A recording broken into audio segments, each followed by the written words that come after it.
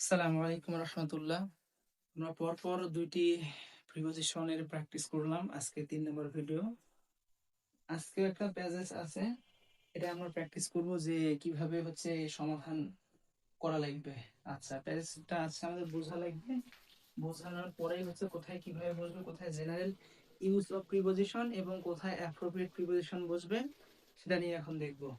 আচ্ছা, তো a great number of people speak all, এই যে এ নাম্বারে পাইলাম the world। তো মূলত হচ্ছে the world যদি কথাটা কোথাও থাকে তো এটা বিশ্বব্যাপী বোঝায়। তাহলে এই যে বিশ্বব্যাপী এরকম বুঝালে তখন ওভার ব্যবহার করা এটা উচিত, সবসময় ওভারই বসে এখানে।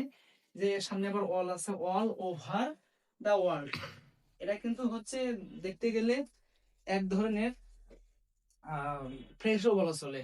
আচ্ছা, তারপরে আসি যে এটা দেখি মানেটা কি হলো, আ number, a great number of people speak all over the world, যে বেশি এটা হচ্ছে এক বেশিরভাগই হচ্ছে মানুষ পৃথিবীর ইংরেজিতে কথা বলে। আচ্ছা, তো হচ্ছে কি, সাম পিপল ইউজ ইট, কিছু মানুষ এটাকে ব্যবহার করে অ্যাজ আ ফার্স্ট ল্যাঙ্গুয়েজ, এবং প্রথম ভাষা হিসেবে depends on English to communicate, নির্ভর করে ইংরেজি যোগাযোগের। বি নাম্বার আসলো অফিস ইন ডিফারেন্ট কান্ট্রিজ। আচ্ছা, তো এটা গেল। এইখানে একটা বিষয় মাথায় রেখে পরবর্তীতে যাওয়ার আগে এইখানে যে আমরা ডিপেন্ড অন দেখতেছি, তো মূলত এখানে একটা অ্যাপ্রোপ্রিয়েট প্রিপোজিশনের ব্যবহার। ডিপেন্ডের পর অনেই বসে সব সময়, ডিপেন্ড অন নির্ভর করা। তো এটা যদি অনেক সময় এখানেও শূন্যস্থান থাকতে পারে, এটাও একটু দেখাই দিলাম। আচ্ছা, আসি যে অফিস ইন ডিফারেন্ট কান্ট্রিজ, এই যে বিভিন্ন দেশের কি অফিস, এর হচ্ছে কি ইংরেজিতে যোগাযোগ। তাহলে হচ্ছে কি বিভিন্ন দেশের অফিস, এইখানে সামনে আসছে ইংলিশ টু কমিউনিকেট, ইংরেজিতে যোগাযোগ। তাহলে হচ্ছে বিভিন্ন দেশের সাথে ইংরেজিতে যোগাযোগ করতে, এই ইংলিশটা ব্যবহার হয় যোগাযোগ করতে, এই যে, তাহলে এটা সাথে কথাটা আসলো। তাহলে এখানে আমরা উইথ লিখবো, উইথ। উইথ মানে সাথে বোঝায়।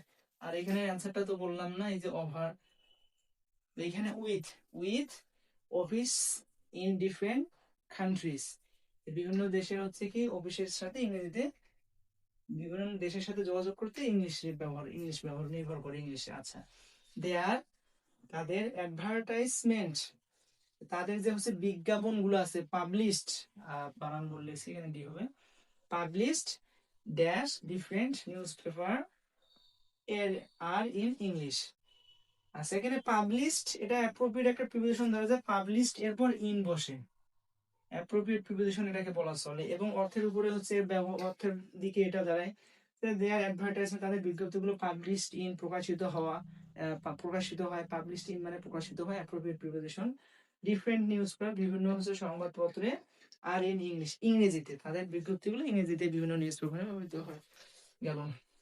তো কোথায় ছিলাম? আচ্ছা, দে অলসো ওয়ান্ট পিপল, তারা সেই ধরনের মানুষই চায়, হু পসেস আ গুড কমান্ড, তাদের কি একটা দক্ষতা, এই যে ইংলিশ, এখানে একটা সাবজেক্ট আছে আর এখানে কমান্ড আছে। তাহলে এইখানে কমান্ডের পর হচ্ছে অ্যাপ্রোপ্রিয়েট প্রিপোজিশন, এটা ধরা যায় যে ইন অথবা ওভার, ইন অথবা ওভার। তো কোনো ভাষার প্রতি দক্ষতা যদি বোঝায় তাহলে কমান্ড ইন অথবা ওভার ব্যবহার হয় অ্যাপ্রোপ্রিয়েট প্রিপোজিশন হিসেবে। তাহলে তারা সেই ধরনের মানুষরা যারা হচ্ছে কি ইংরেজির উপর একটা ভালো দক্ষতা আছে।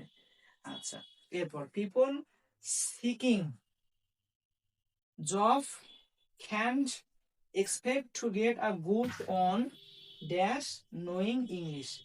তাহলে মানুষ হচ্ছে কি একটা ভালো চাকরি বা ভালো জব আশা করতে পারে না নোয়িং ইংলিশ, ইংলিশ জানা। তাহলে আশা করতে পারে না ইংলিশ জানা, তাহলে সারা ইংলিশ জানা ছাড়া ভালো একটা জব আশা করতে পারে না। তাহলে স্যার হচ্ছে আমাদের প্রিপোজিশনের ইংলিশ হলো উইদাউট, এই যে, তো এই যে হয়ে গেল। তো আমাদের এটা মূলত হচ্ছে আমরা অল ওভার দ্য ওয়ার্ল্ড, এটা একটা কমন বাক্য, এটা আমরা দেখে দেখে অভ্যস্ত, এটাতেও আমরা দেখলেই বুঝতে পারবো এখানে ওভার হবে বা অ্যাপ্রোপ্রিয়েট প্রিপোজিশন বা ফ্রেশও ধরা চলে এটাকে। এখানে একটা বিষয় দেখাই দিলাম। এরপর বি নাম্বারটা হলো কমিউনিকেট উইথ, এই কমিউনিকেট উইথ এটাও অ্যাপ্রোপ্রিয়েট প্রিপোজিশন বলা চলে।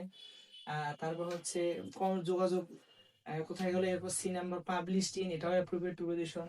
এরপর কমান্ড ইন ওভার, এখানেও অ্যাপ্রোপ্রিয়েট প্রিপোজিশন বলা চলে। এইখানে হচ্ছে জেনারেল ইউজ অফ প্রিপোজিশন আসলো।